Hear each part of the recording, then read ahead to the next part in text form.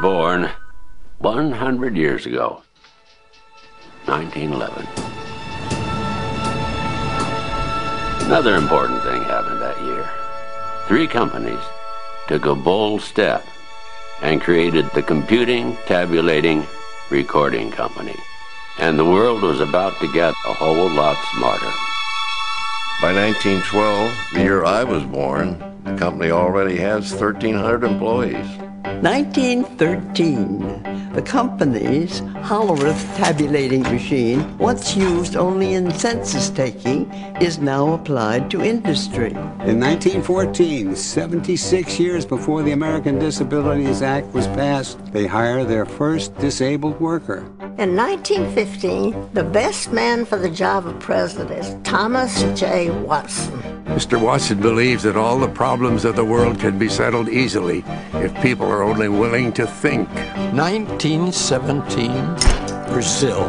1918, 3,000 employees. Growth. 1919, the electronic synchronized time clock. The first printing tabulator. The job ticket printing machine. The Carroll rotary card press. The electric key punch. By 1924, as a way to signal the company's future ambitions, Watson changes the name of the company to International Business Machines, IBM.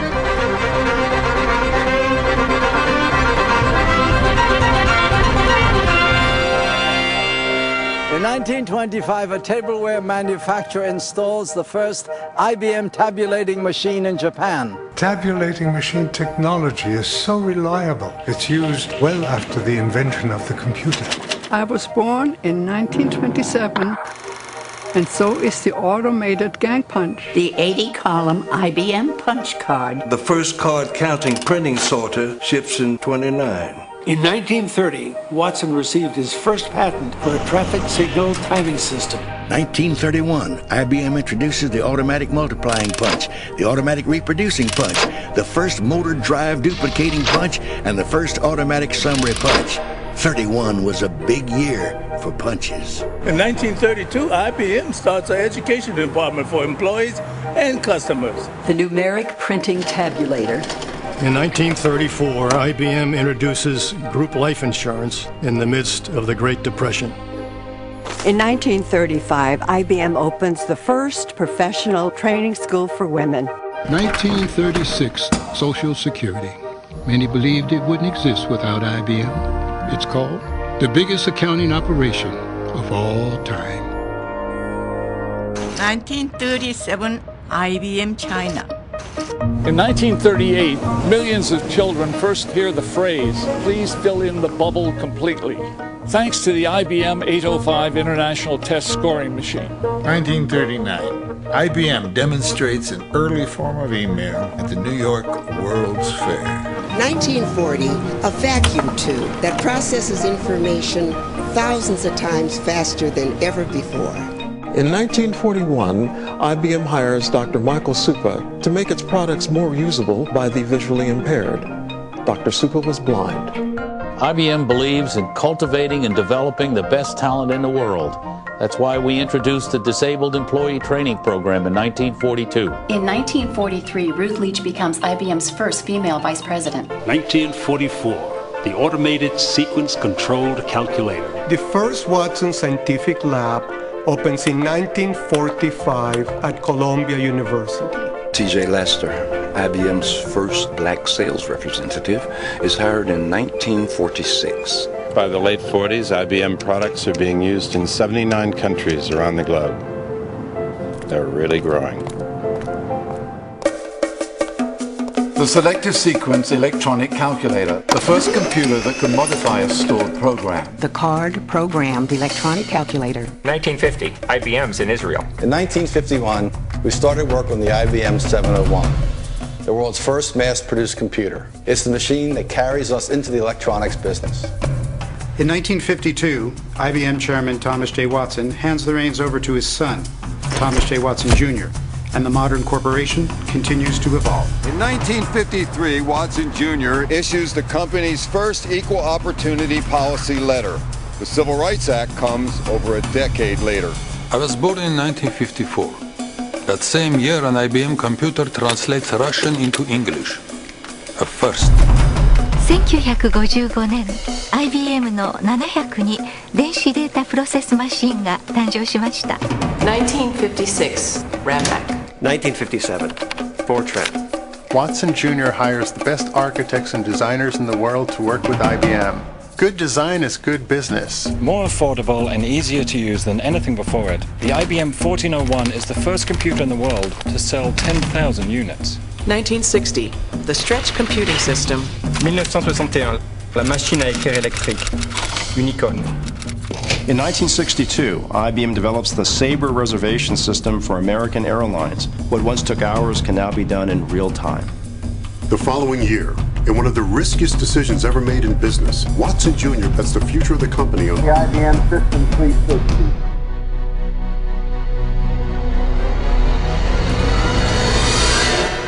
The System 360 takes several years and $5 billion to develop, making it the largest privately financed commercial project in history. For the first time, the power of computing is accessible to organizations of all sizes.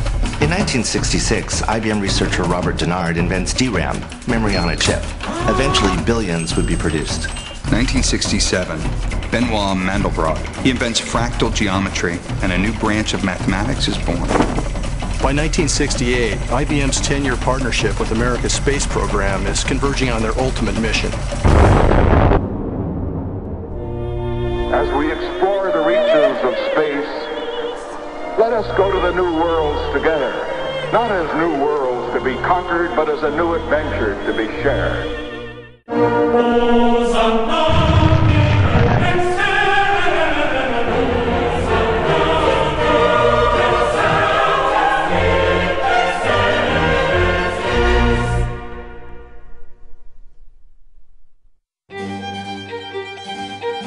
Il database relazionale rivoluziona il modo in cui i dati sono accumulati e processati.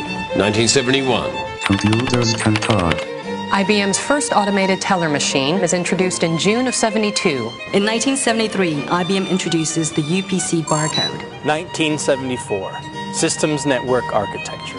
1975, the IBM 5100, the first portable computer. Kinda. 1976, the first laser printer. IBM's data encryption standard revolutionizes the way information is protected. IBM introduces the first mini-computer to feature a built-in relational database. The first Kazu computer terminal is introduced in '79, the year I was born. RISC. It's invented by IBM in 1980, and it's still the basis of most microprocessors today. IBM introduces the personal computer. We expect to sell 240,000 units. We sell 2 million over the next 3 years. The Tokyo Research Lab opens in 1982. IBM introduces the System 36, an easy-to-use business computer featuring 2,800 help screens. Is a 1 million bit memory chip possible? In 1984, it is. 1985, John Akers becomes IBM's 7th CEO. 1986, Gerd Binning and Heinrich Rohr become the second and third IBMers to win the Nobel Prize. The first was Leo Isaki. 1987, Georg Bednorz und Alex Müller gewinnen für ihren Durchbruch in Hochtemperatur-Superleitfähigkeit. 1988, AS400. Silicon germanium chips. 1990. What does an IBM scientist do to prove he can move atoms? He rearranges them to form the letters IBM. IBM researchers invent a computer chip that can move 8 billion bits of information in a single second. ThinkPad. The early 90s. Tough times for IBM. Some people wonder if the company is going to make it, but in 1993, Lou Gerstner arrives and takes IBM in a whole new direction. IBM refocuses everyone on the customer. How? Solutions. Systems. Software. Services. E-business. By 1997, IBM is back. That same year, IBM's Deep Blue defeats the reigning grand champion of chess. A thrilling win for IBM's Deep Blue.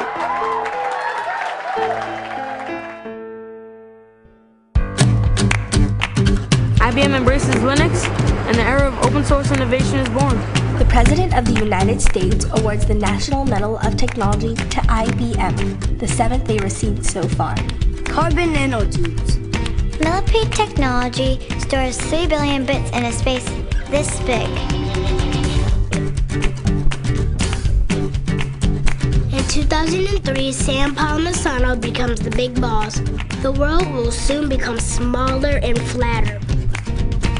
The World Community Grid.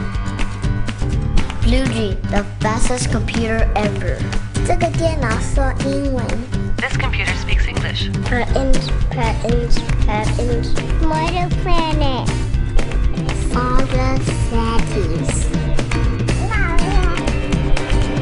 After a century of innovations, we're just getting started. 100 is a big, big number. What will the next 100 years bring?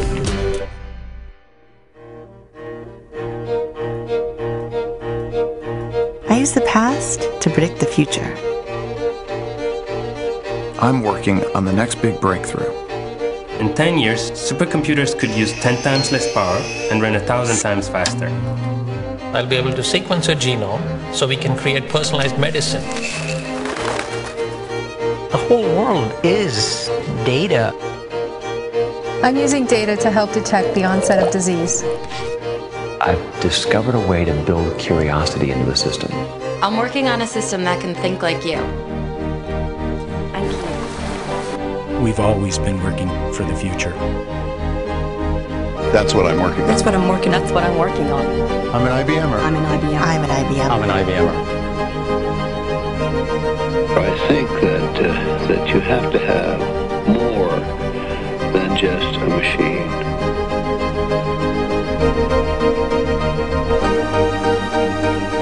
We must study through listening, observing, and thinking.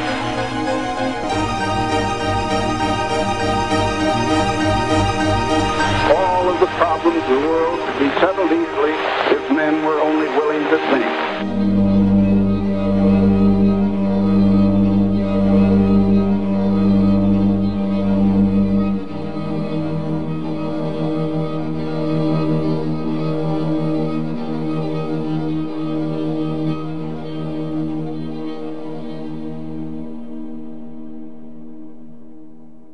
...13 perc alatt futottunk végig itt az elmúlt 100 éven, és hát látszott talán a filmből, hogy azokon a technológiai újdonságokon, újításokon kívül, ami az IBM-et jellemezte, amit az IBM hozott a világnak, vagy adott a világnak, azon kívül azt gondolom említésre méltó az a számos nem technológiai, nem technikai újítás, hanem az a fajta kezdeményezés, amit az IBM indított el, ami szintén az IBM nevéhez kötődik, és azt gondolom, hogy lényeges és meghatározó szerepet volt a világ megváltoztatásában. Olyanokra gondolok, amit itt láttunk a filmben, hogy a női munkavállalók, az egyenjogúság a munkahelyeken, és számos olyan kezdeményezés, ami nem technológia, nem technika volt, hanem egy érdekesebb, talán egy jobb világ megteremtését szolgálta.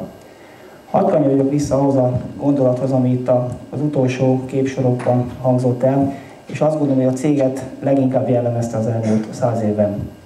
Ez az, amit Watson úr az alapításkor megfogalmazott, az a fajta mentalitás, ez a hozzáállás, ami egy alapvetően gondolkodó embert tételez fel. Tehát ez van, és vélhetőleg ez lesz az IBM filozófiájának a középpontjában az elmúlt évtizedekben és a következő években is gondolkoz. Azaz mindig járjon az agyunk olyanon, amit még nem próbált ki más, amit még nem tesztelt le, vagy akár mi magunk sem gondoltunk még rá. Ez volt egy elmondat, és ez a gondolkodó, korszak alkotó, újító cég jellemezte a céget folyamatosan az elmúlt 100 évben. Picit jöjjünk közelebb kis hazánkhoz. Ugye minket magyarokat talán még inkább érdekel, hogy mi történt ezzel alatt az elmúlt 75 év alatt, amikor az IBM itt volt Magyarországon. Egy pár gondolat erejéig szeretnénk felvillantani egy-két képet ennek az elmúlt 75 évnek a történéseiből. Ugye 36-ban kezdődött ez a történet Magyarországon, amikor 8 munkatársal és 50 000 pengő alaptőkével megalakult a Watson elektromos könyvelőgépek Kft., ami a jogelődnek tekinthető. Hát ugye ez akkori viszonylatban egy érdekes kezdeményezés lehetett, hiszen ugye az informatika, hát akkor mi nem így hívták természetesen, vagy ennek az elődje, az egy ilyen kicsit ilyen kuriózum volt itt a magyar piacon is. Minden esetre a cég Európában egyébként az elsők között Magyarországon indította el az üzletét, amire mi azt gondolom magyarul büszkék lehetünk. Aztán kezdődött egy olyan időszak, ami tele volt izgalmakkal, hiszen ha belegondolunk, hogy ez a 36 utáni pár év vagy évtized, ez milyen történelmi eseményeket jelentett, akkor bizony rájövünk arra, hogy ez egy különleges dolog, hogy egy amerikai cég itt Magyarországon ebben a vérzivataros időben végig tudott dolgozni, végig üzemképes, működőképes maradt és az ügyfelek szolgálatában állt. A 36 és a 44 közötti időszakot természetesen az akkori kor technológiának megfelelően a kártya, a lyukkártyás megoldások jelentették. Érdekességként emeltük azt, hogy egy külön céget hozott egyébként létre, vagy egy külön üzemet hozott létre az IBM ezeknek a kártyáknak az előállítására. Ugye akkor ez még egy érdekes dolog volt, tehát nem volt itt akkor a beszállítói háttér, tehát magunknak kellett megoldani, úgyhogy az IBM ezt meg is oldotta. 1945-ben már megkezdődött az a fajta munka, ami mondjuk egy ilyen klasszikus informatikai szolgáltató alapjait kezdte el tenni, hiszen a Magyar Nemzeti Bank táblázógépeinek a felújítását ekkor kezdte meg az IBM, illetve egy olyan dolog, egy olyan projekt indult, ami ugye nem régen szintén aktuális volt. Talán kevesen tudják, hogy az első népszámlálás, ami 49-ben volt, az első országos népszámlálás, annak a hátterét, most mindig informatikát mondok, pedig akkor még ezt nem így hívták, tehát annak az infrastruktúráját, vagy a műszaki hátterét, talán így helyesen mondani, az IBM mérnökei, az IBM kollégái tették össze az IBM technológiáját figyelembe véve. 1947-ben vált a cég neve IBM-é, tehát akkor a Watson könyvelőgépek Kft-t átnevezték az anyacég nevének megfelelően IBM-re. Innentől kezdve beszéltünk Magyarországon is International Business Machine Corporation-től, és ezt a nevet őrizzük azóta is. Aztán ez majd később látják kiegészült egy-két más névvel, egy-két más céggel. 1956. Hát ugye ez egy nagyon izgalmas év volt, és amerikai cégről lévén szó, hát nagyon nagy kérdések merültek fel, én azt gondolom mindkét oldalon, hogy mi a jövő, merre tovább. Egyébként a második világháború után is ugye az amerikai cégeknek gyakorlatilag két opciójuk volt Magyarországon, vagy hazamennek, vagy államosítják őket. Ugye az IBM-mel ez nem történt meg, akkor a KSH volt a legfontosabb ügyfél. A KSH adatok IBM gépeken, IBM eszközökön tárolódtak, és talán ez volt ugye a legenda szerint ez volt az alapja annak, hogy az IBM így tudott maradni, mert akkor kitaláltuk az outsourcingot, tehát nem adtuk el a gépet az ügyfélnek, hanem IBM tulajdonban volt, és amikor is felmerült annak a lehetősége, hogy hát bizony ez egy amerikai cég, ezt nem szeretnénk itt látni és haza kéne küldeni, akkor gondolom az IBM-es kollégák mondták, hogy jó, akkor csomagolunk, és akkor visszük a kis motyónkat rajta az adatokkal, és hát ez nem tetszett akkor a túloldalnak, és hát így lett egy ilyen kompromisszumos megoldás.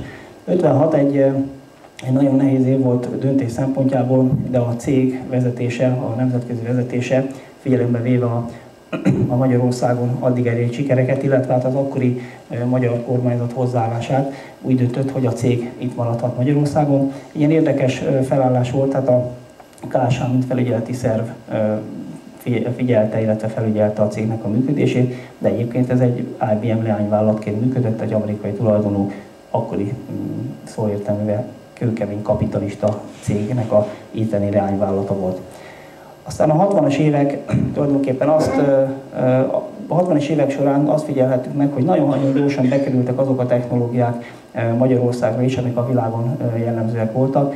Ugye az írógép, felmerült, vagy volt róla szó a filmben is, az írógép, a gömbfejes írógép egy olyan újítás volt abban a korban, ami tényleg alapvetően változtatta meg a kor technológiát, illetve az adatfeldolgozásnak a menetét. Ez egy 1961-ben gyártott írógép, amit itt látnak, és ez a két pici kis valami ott előtte, az a gömbfej, ami ugye egy olyan úgy vonult be a történelemben, mint a kor egyik legnagyobb innovációja. Itt Magyarországon is viszonylag hamar bekerült a napi használatba. Számos olyan dolog fűződött egyébként az IBM nevéhez ekkor is, amit itt felírtunk, hogy például a gépíró világbajnokságokon korábbiaktól eltérően sorra csak az IBM-es írógéppel versenyző emberkék nyerték meg a versenyt, úgyhogy tényleg ez praktikusan is egy olyan eszközt adott az embereknek, amit korábban nem tudtak megvalósítani. A 60-as évek végén, ugye itt a filmben is láttuk, a nagy számítógépnek az elterjedése indult meg.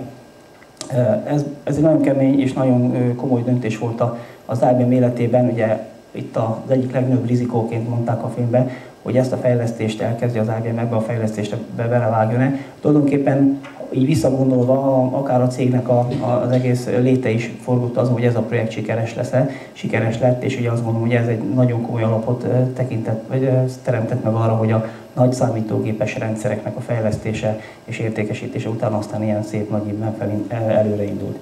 Tehát ez volt nagyjából az első mondjuk 31 nehány év itt Magyarországon. Nagyon sok minden történt, és még egyszer mondom, talán a kuriózumát, illetve az érdekességét, az technológián kívül az adja az egésznek, hogy milyen gazdasági, politikai közegben kellett ezt a tevékenységet elvégezni. És most átadnám a szót Rókszárván kollégámnak, aki egy nagyon-nagyon hiteles átélője, szemlélője és szereplője volt annak az időszaknak, amiről most mesélni fog önöknek.